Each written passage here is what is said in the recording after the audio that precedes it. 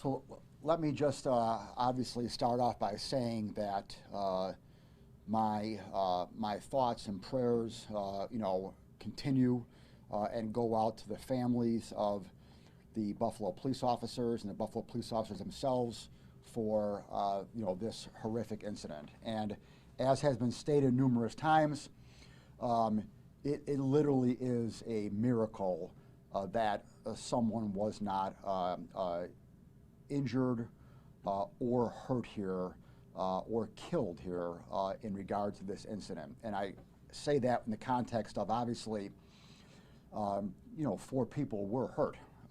3 police officers were shot, and the defendant, 28-year-old Kente Bell, K-E-N-T-E, was also shot numerous times as well. So I recognize that there were 4 individuals that were hurt, but this could have been much, much worse. It could have been much worse from the standpoint of individuals being hit by gunfire. It also could have been much worse from individuals being struck by a motor vehicle or involved in a motor vehicle accident here in this chase. So as you all know, the Buffalo Police Department yesterday filed charges against Mr. Bell. They charged him with 3 counts of attempted murder in the first degree and 1 count of criminal possession of a weapon in the second degree. Mr. Bell was arraigned on those charges this afternoon at ECMC. Yesterday, when the charges were filed, Mr. Bell was not in a position to be arraigned. He was also not in a position to be arraigned this morning. He was sedated, unconscious, after coming out of surgery. And when I got a phone call today at about 11:30 or so, I was told that he woke up, he came out of sedation, and I asked if he was okay to be arraigned, even though he's awake. They say yes. He asked to turn the TV on. So if he wants to watch TV, he can be arraigned. So the arraignment was held this afternoon, and he was arraigned on all 4 of those charges. He was remanded, held without bail, and the felony hearing will be scheduled for Monday at 9:30 a.m. In addition to today's legal proceedings, and again, that all took place at ECMC, Judge Peter Savage drove to ECMC.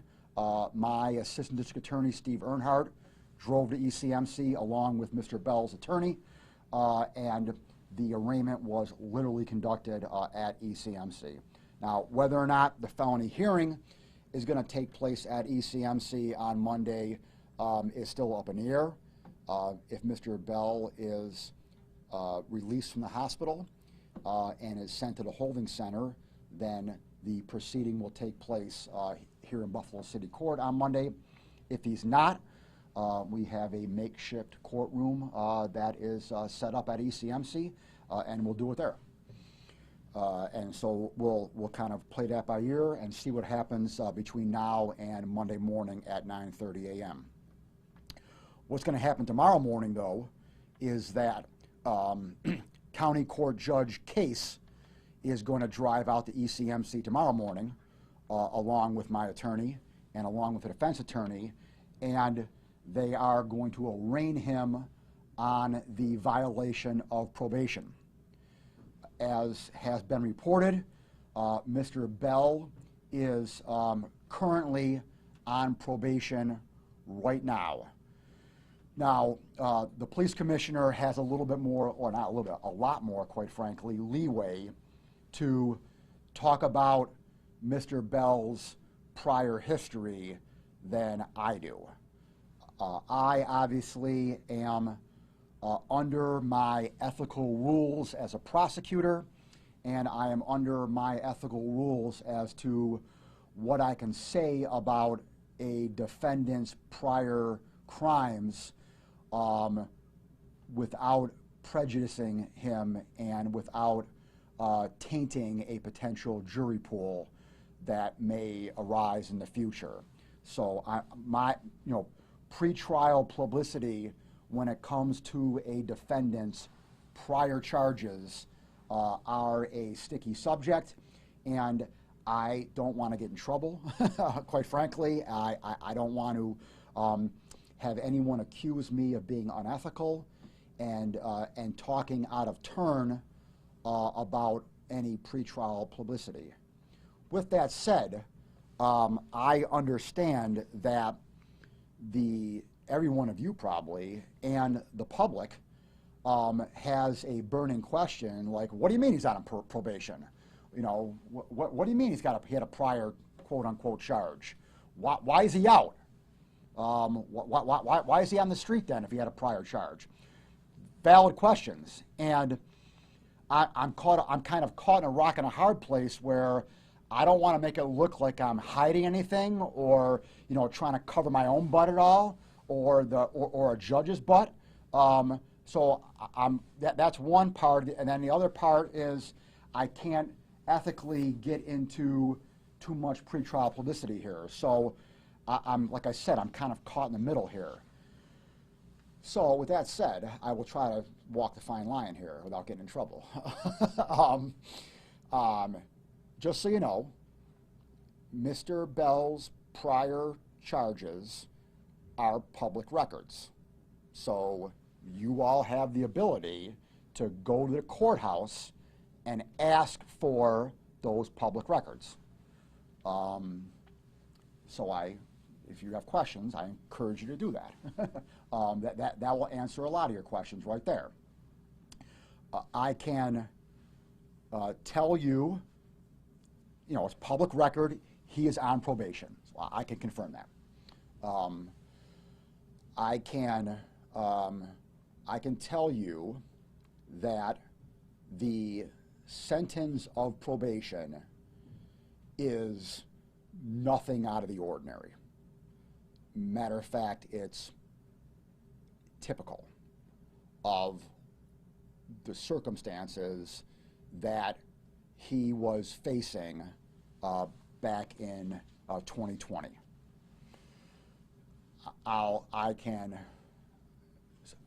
I'm not specifically talking about Mr. Bell, but I can tell you with any other defendant who is charged with the charge that he was arrested on, it is routine that an individual who has no prior record, so I can confirm that in 2020 he had no prior record, that an individual with no prior record who had the charge that he had and nothing else, he didn't use a weapon, he didn't display a weapon, he did nothing at all in that regard.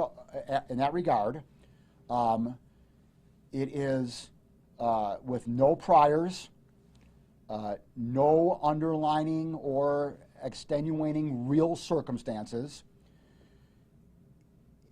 He was cooperative with the police and didn't cause a scene at that arrest at that time. He, for an individual, again in general, for an individual who has employment and is working at the time,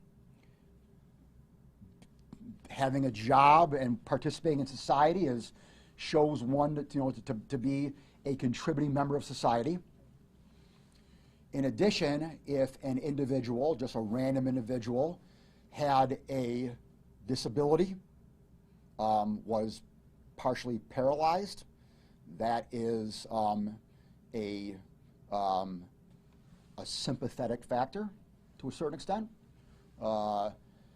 The circumstances surrounding that clearly warranted, and everyone in those circumstances would have gotten a one-step reduction like he got. He still pleaded to a felony. He still pleaded to a violent felony, which again is public record, which you can get. And the probation department, for his sentencing, recommended probation. So there was, after anyone pleads guilty, between the guilty plea and the sentencing date, which is usually 30 to 60 days, there is a pre-sentence investigation that's done. And the pre-sentence investigation is a thorough investigation of the defendant, who he is, what he's doing in life, what the circumstances were, et cetera, et cetera. And in that pre-sentence investigation, again, in general, and all of them, all right, the individual doing the pre-sentence investigation, which is the probation department, will make a recommendation. Jail, probation, a split, mixture of both. And in this case, probation was recommended. So it is not out of line for the judge to sentence probation in the circumstances that would be similar to Mr. Bell. So I don't think I got disbarred right there. I think I'm okay. I think I walked that line all right. So that is going to happen tomorrow morning.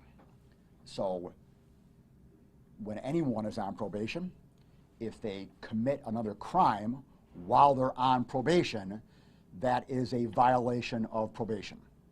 You're on probation, you commit another crime, that is a separate charge in and of itself. And so how it works logistically, the probation department files that violation of probation. There's a detainer put on the defendant, and then a judge comes at a later date and arraigns him on that violation of probation. So Judge Case will arraign him tomorrow morning on the violation of probation. We will ask for remand on that as well.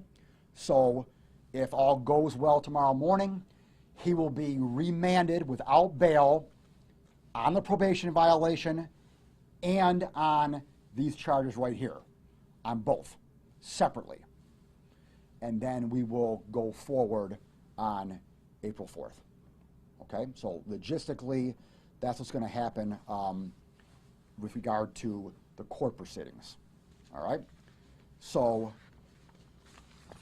now that I've talked about his history and the court proceedings, I can give you a little bit more detail here into how this all went down. This is all obviously on Tuesday, which would have been what day, Maki? What was Tuesday? The 29th. 29th, okay. At 5:58 p.m. At the foot of Ferry here on Niagara Street, all right, the defendant was with a friend of his who happened to be a female. And they were just kind of hanging out right here at the foot of East Ferry. Two female Buffalo police officers approached the vehicle because the vehicle had tinted windows. When they approached the vehicle there, the defendant cooperated with his license, sitting in the car, and it was learned that there was an issue with the registration. And when they asked him to step out of the car, he said that he could not. And the reason why he cannot is because he apparently walks with two walkers because he's partially paralyzed from being shot back in 2012. So he never got out of the vehicle the entire time this happened, just so you know. The entire time, the entire route, the entire chase, the ending point there on East Ferry there by Fillmore, he never got out of the car because he couldn't. So when they started questioning him about his registration, that's when he took off. Put his foot on the pedal and took off. And went up north on Niagara Street here, went to Tonawanda Street, Military, down Austin, and then came back down Niagara Street here, and then got on the 198 right there. The passenger in his vehicle, his female friend, was in the front passenger seat when he first took off right here. And she was in the vehicle the entire time up here until they got up to Military, and right around Austin Street here by Military, when he was either making a turn here and started to slow down or had slowed down at some point, she opened the front passenger door and jumped out of the car while it was moving, and ended up like rolling on the ground and hit up against a pole of some kind, like right out of a movie. So she was obviously freaking out, probably to say the least, and wanted to have nothing to do with this, and literally jumped out of the car while it was moving. So now he's in the car by himself, and he now proceeds on the route there. Okay. Had shots been fired at this Not point? yet. Okay. So no shots were fired while she was in the car. Okay. All right. So she had no role in him shooting anyone. She had no role in him put his foot on the pedal to go. She had no role at all. Okay. The first shot was fired on Austin Street here. So so she jumped out here. I'm sorry. She jumped out here on Military before the turn on Austin. Okay.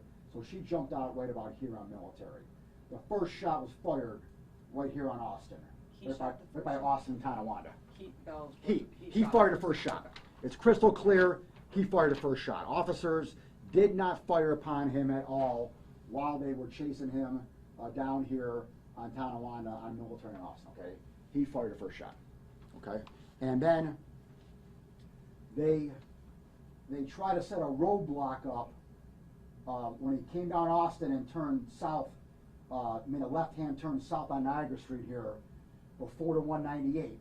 They tried to set a roadblock up there, and he blew through the roadblock. Like what kind of roadblock? Well, with cars. Okay.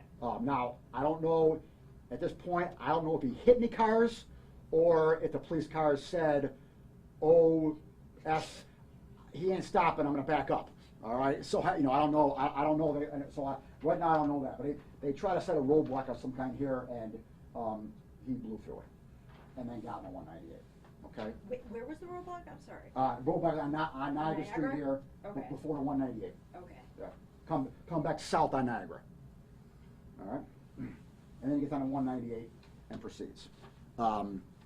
Again, his first shot fired was right here in Austin before the roadblock. And he did not hit anyone with that first shot. Now, it seems like there were no shots fired at all on the 198 and 33. So while he's on the thruway doing God knows how fast, all right, on the 198 and 33, at this point, I am not aware of any shots fired by him while he's going fast. All right. What about police? I don't know. I don't know at this time. But I don't think so.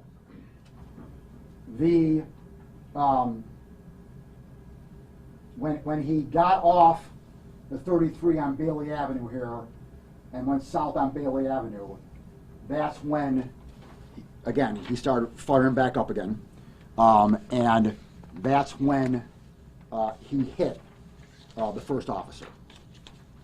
He hit the first officer near Bailey and Langfeld. While he's shooting while he's in the car driving the whole time. and he struck an officer while the officer was in the car. This was the officer that struck Officer Sheehan, who got hit in the bicep, upper arm, and then grazed the ear. Just for your knowledge, I mean, you know, at 5:58 was the first encounter at the foot of East Ferry there. When he gets onto Bailey and Length, when he gets off of Bailey here, it's around 6:05. So at about 6:07 is when the first officer got hit. Now, 2 minutes later at 6:09, this is where the confusion got into play on Tuesday night. It came out over the radio that the suspect was firing shots along with someone in the back seat, a passenger, firing shots as well. That came out, and you probably heard that, you know, when you're listening to the radio. All right. So it came out that there was a second person now in the car who was firing shots, and that's where the confusion kind of came out. That is not true. That was an error. There was no one in the back seat of the car. There was no one else firing shots but him. He was alone in the car the entire time after his girlfriend, or friend who was a girl, jumped out of the car. Was he shooting out the driver's window or the back window? He's driving. Driver's window. So he's shooting to his left? Yes. Is that, we're hearing that he has some sort of specialized vehicle modified for his handicap. Yeah, I don't know that. You don't know that? Yeah. So that, we didn't know if that was because that made it easier for him to be able Maybe. to have a free hand? Maybe, yeah. I don't know. Yeah. I haven't heard that, but I'm going to find out. Obviously, I'll find all that out. I got it here. I got between now and I put this in the grand jury to do like a full-scale investigation here, which I'll talk about at the end. So the second officer, so you know he goes down here, which is now Bailey. He turns on Genesee. Turns on Walden. He goes into Cheektowaga here. He did go into? Yes. Yeah. He went into Cheektowaga here, near the Pine Ridge area there, and then came back down Genesee. And then when he's coming back down Genesee, when he gets down to Genesee and Dote here, all right, that's when the second officer was struck in his vest. Dote and Genesee? Yes, Genesee and Dote. Okay, this is about 6:12 p.m. now. And then he continues down Genesee,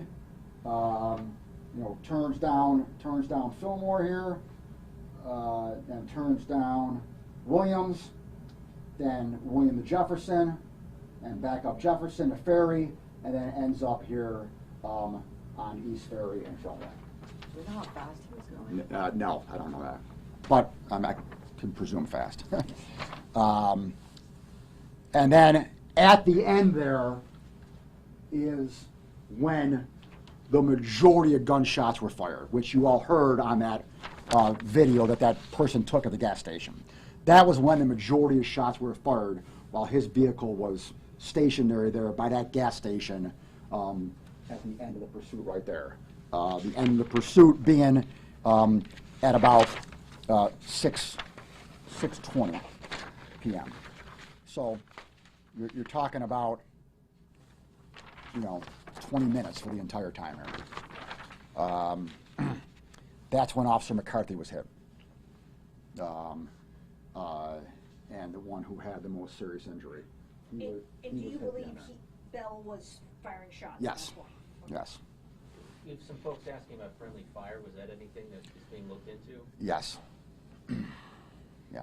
Anything more you can add to that? No. I mean, I have no indication that anyone was hit by friendly fire, but I'm certainly going to look into it because there was obviously, throughout the course of this whole thing, numerous gunshots fired by officers and numerous gunshots fired by the defendant. You know, he had an extended magazine that was on his gun, which I don't have exact numbers for you, but lots and lots of bullets can be put in that extended magazine. So he had the ability to shoot lots and lots of bullets with the extended magazine. So what you know? So there are a lot of things I don't know at this time. I don't know how many shots were fired by officers. I don't know how many officers fired their shots. I don't know how many shots he fired. I know that there were, 9 police vehicles that were damaged to a certain extent. I know the location of where the 3 officers were hit. I know the route he took, obviously, but there are a lot of unanswered questions here. And so what's going to happen, obviously, is between now and when I present this case to a grand jury, I will be able to hopefully get answers to my questions. Be prepared, though, that I may not get answers. I mean, it may be just too difficult to get answers to those questions. I may at the end of the day, have no idea how many shots that he fired. His extended magazine, his gun was damaged by gunfire. So his gun was hit. So it's broken, it's damaged. So I'm not going to be able, so I may not be able to tell how many rounds he fired. I mean, you literally have to have someone go back on the trail here and look around for gun casings, okay? And between now and then, some kid may walk by and pick it up. There's probably no way. All right. Obviously, each officer has their own weapon, and each officer, I assume that each officer will be able to tell from their weapon how many shots they fired. That whole area right there is governed by Buffalo Police Department rules and PBA rules, and so I'll do the best I can. I will at some point I'll have to clear the officers, or not clear them. I'll have to make a determination on officer conduct here. He was shot. I don't have the exact number of times he was shot, but the information that I have at this time was he was shot in the upper bicep shoulder area. He was shot in the neck area. Now, again, that may be the same bullet that hit him, that came up through the shoulder and hit him in the neck area, but he was definitely shot in the neck. And that was the most serious shot he took, which required the surgery and the reason why he was under sedation and unconscious yesterday and today. He was also shot in the leg, and he was shot again in the finger, which is probably the same shot that hit his gun. So that I know at this time. And so, but obviously, almost 48 hours has gone by here, and I've done a lot of work in 48 hours, and I am probably 50% there in clearing the officers right now. And it appears that everything was done properly here, and they were all valid shots, fired by the officers when he shoot at them. So, but being at 50% there is not good enough. I need to get 100% there, and so I will proceed, obviously, with my investigation. And at the end of the day, there were more than 3 officers who were fired upon here. Only 3 got shot. And so I have potentially more attempted murder charges. Potentially. So now, again, it becomes a moot point as far as sentencing is concerned, because I can only stack on top of one another 2 people and get 50 years to life. It's 25 years to life for each count of attempted murder, but on a consecutive sentence, I can't stack up 3 to make it 75 to life. I can only stack up 2. So if I can show that he fired at 20 more officers, what's the point of charging 20 counts of attempted murder? I mean, I'm not being facetious here. I'm not minimizing that, obviously, because shooting at 20 police officers is serious. So don't get me wrong. I'm not minimizing that or being flippant about it. But at some point I can only get 50 to life anyway, and so I'll have to determine, strategically what I do when I put in the grand jury. So that's what will happen next. Again, we'll have a felony hearing on Monday. That may or may not go. And then after that, my grand jury investigation, and then putting a case in the grand jury. And then the next time you'll see me will be when I arraign him on the indictment in the grand jury, if the grand jury votes to indict. Obviously, he's innocent right now until proven guilty. And obviously, the grand jury, he walks in the grand jury innocent, and the grand jury will have to do their job. And again, if that job is completed to an indictment, then I'll talk to you on the arraignment of the indictment. Questions? Just go back to the probation. Are you able to elaborate on who recommended he get probation? The pre-sentencing investigation. The pre-one. Yeah. No, the first time. Yeah. Well, yeah. The first, there's only one time. Yeah. So the pre-sentencing report is done by the probation department. So they recommend probation. And it was up to the judge to decide if you got probation Yes. or not. Yes. Were there any prior probation violations besides this most recent? No, nothing I'm aware of. Well, let me say, there were none filed. How does someone who cooperated with police back in 2020, like you said, now become someone who shoots 3 officers I don't in know. a high-speed chase? I mean, is mental health involved, I drugs, don't- alcohol? I mean, Yeah, I have no indication at this time of any of that. Listen, obviously, he was not in the right mental frame of mind. That's obvious. No one in the right proper mental frame of mind does that. How you make the leap from 2020 to 2022 is a question for someone with a medical degree, and I don't have one. I have no idea how you make that leap. But suffice to say, again, allegedly, he made a huge leap.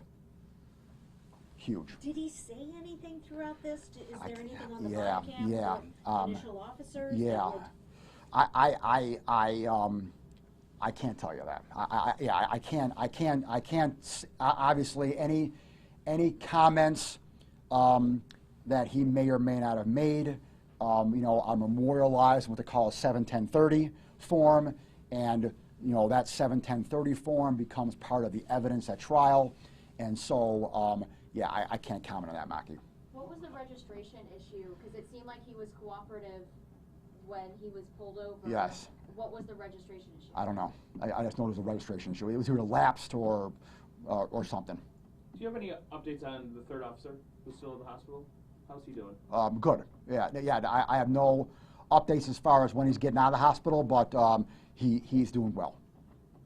Obviously this is something you said you're still working on, but how do you determine whether police were correctly following the pursuit policy of the department in a situation like this? I mean, did they have reason to believe that letting Bell go would have been more dangerous than, what a chase would cause? Well,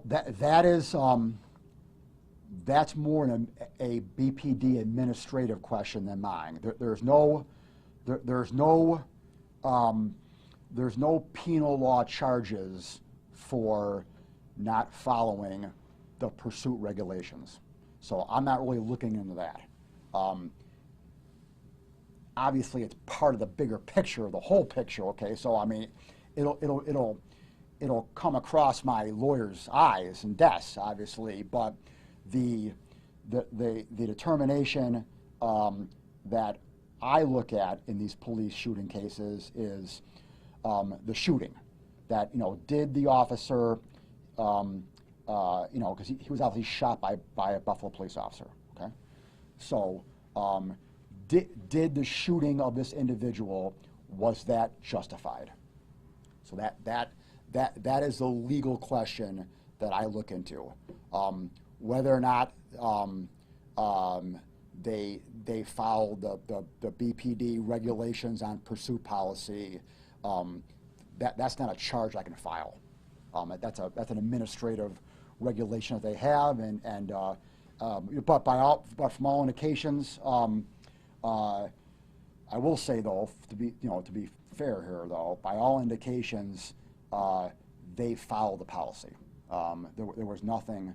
Once he started shooting, it's game on. Unless there's like exigent, warranted circumstances, that all right, we better back off here now because this is getting crazy. So He fired the first shot pretty early on. He did. Into the chase. Okay. yeah, he fired pretty early on. He fired it before he got in the 198. Was it a single shot? I don't know. I don't know. Are there any officers on administrative leave right now during the investigation? Not that I'm aware of. But that's a question for BPD, but not that I'm aware of. Yeah, no. I know you don't know yet, but do you have an estimate on how many shots were fired by him and the officers? Like numerous with a capital N. Yeah. Yeah, numerous, but And yeah. do you think he was shot at the end? That's when he was finally shot. I don't know that, Maki. Okay. Yeah, I don't know that. I suspect that. But I don't know definitively. Yeah. And was he wearing any kind of armor or a No, vest? no. Or, cause, No. I mean, by all the gunfire you hear, it seems like he'd be shot more. It's like I said, this is literally out of a movie. I mean, you have a high-speed chase. You may or may not have some handicap equipment, okay? But even if you did have some handicap equipment, you got a guy firing out the driver's side window here. You got blockades. You got speed on highways. You got girl jumping out of the car. You got,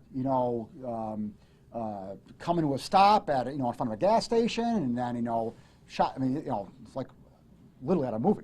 And they had a blockade at Ferry and Fillmore at the end there, right? I mean, we've seen like So this yes, one. yes, yeah. But how exactly he stopped? Okay, that I don't know. I think There's a I crash. don't know. Yeah, but I don't know exactly how it went down though. Did they try to lead him to that C district precinct on purpose? Because I found it to be interesting that the precinct was Yeah, right there. yeah, no, not that I'm aware of. No.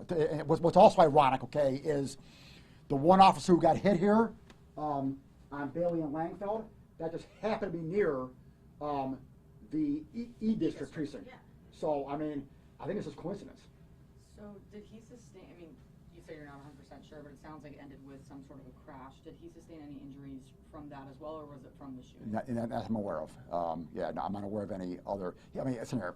He's obviously I think was banged up and bruised, but I mean, I don't know if that was just from him flailing himself around the car, or if if he hit something at the end. Yeah, I don't know. And then just a quick follow-up Yeah, to yeah. the first question. As far as mental health, drugs, alcohol, is that something that's being looked at, though, and would it even matter? Well, yeah, no. I mean, let me say, it wouldn't matter on drugs or alcohol, but the mental health aspect will matter. Yes. I mean, we didn't ask for a forensic today. The defense attorney did not ask for a forensic today. So at this point, I have no indication that mental health is going to be an issue here. But if the defense lawyer at a future date asks for a forensic, you know, then we'll cross that bridge then. How do you go about investigating friendly fire? I mean, this seems like very complicated. We all saw that video. Yeah, it's gonna be tough. That's what I said. I mean, I may hear at the end of the day, you know, a few months from now or whatever, month, who knows how fast I put in the grand jury. I may be telling you, I don't know to a lot of your questions. So I'll forewarn you that right now. And again, I think everyone knows me. I'm not trying to hide anything. I'm not trying to cover up for anyone at all. But I mean, it just may be, and I don't know, because it's so. Would that charge go away then? Which one? Because you're doing 3 counts of first degree. Well, It doesn't matter. Well, no, it doesn't matter, because if I can show that he was shooting in the vicinity of an officer who got shot at him, and it turns out that he didn't get shot by him but got shot by friendly fire, it's still attempted murder. Can you confirm that the gun he was using was illegal and also? Yes, it's illegal. Yeah, he was charged with a weapons charge. Yes. So what, in your opinion, what concerns does this raise about illegal guns just in our city? Oh God! I mean, obviously there are just way too many people who have illegal guns. There are way too many people who use illegal guns. But let's put this in perspective to a certain extent. Okay, we've never had a situation like this. We've never had a situation where someone uses an illegal gun in this manner and under these circumstances. This is truly an exceptional circumstance and an extremely rare occurrence, not just in the city of Buffalo, but nationwide. I mean, you don't see this even going across the country. So while it's concerning, obviously, and it's it tends to add to the argument of, we need to rein in illegal weapons and people who use illegal weapons. You got to put in perspective that this was an extremely rare incident. And it was just one gun. Yes. Isn't And it was found on him too, like literally in his hands. Mm-hmm. So when after all was said and done, the shots were fired, and the officers approached the vehicle after he had been shot and rendered unable to continue. They literally found the gun on him. I mean, anything else illegal in his car? Not that I know of, no. Yeah, Is I an know. illegal firearm the main concern here? Because we have seen an uptick in violence. We have seen Oh, no. several gun issues this year alone. Yeah, no, my main concern is he shot a police officer. So that's my main concern. Yeah, no, I mean, the illegal weapon is secondary. My main concern is that he led police officers in a high-speed chase throughout the city of Buffalo and in Cheektowaga, and in the entire time, to be fair, maybe except for on the throughways, highways, he was firing at officers. That's my main concern. So to be clear, is the maximum sentence he can get then 50 to life. Okay. Is there a chance that he can bail out after his arraignment? Oh, yeah. A judge can do whatever he wants. Yeah, sure. A judge can. A judge could. I mean, at any time in any proceedings, a defense attorney can make a motion to the judge requesting a bail hearing. At any time, for any one of my thousands of defendants that I got in the building right now, any defense attorney at any time can file a motion with the court. Judge, I want to schedule a hearing for a bail application, and re-argue bail. So yeah, I'm sure a lot of us have but not going to happen though. I mean, I'll fight it tooth and nail. So, yeah. I'm sure a lot of us have requested body cam footage from this. Have you had any chance to view any of that? And if you have, can you give us a sense of what that footage is like? Yeah, no, I have not. My attorneys are in the process of gathering all that. That's going to take a while. You're talking about downloading perhaps 20 plus officers and their body cam footage. So that's going to take a while, both from an IT standpoint to logistically download that and then organize it, and then look at it, yeah. That'll take a bit. Only 20? Well, I'm 20 plus. Yeah, It could be okay. more, I mean, it could be Yeah. more, yeah, no, yeah, it could be, yeah. Way more, yeah. If you already said this, what is the difference between the red and the green lines on the map? Those are the highways. So Oh, gotcha. that's the 33 there, and that's just the 190. But that's still where the path Yeah, no, Okay. path is all red. Path is all red, yeah. The darker areas are just the map areas of the highways. Okay, not Yeah, red. yeah. Dark areas have nothing to do with the route at all. The route is all red. Gotcha. Were Yeah. Cheektowaga police ever involved in this? I don't know, good question, I don't know. I don't know if they came in and assisted at all or not. Is he being, is it a public defender or does he have a private attorney? He's got Jessica Culpet. I don't know whether he paid her or not. I mean, I don't know that, but I mean, she's a private attorney.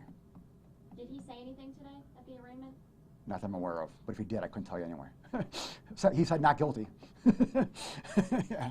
Or his lawyer did. 9 cars had, or police vehicles had bullet damage. Uh-huh. Do you know how many police vehicles were just involved in the chase and No.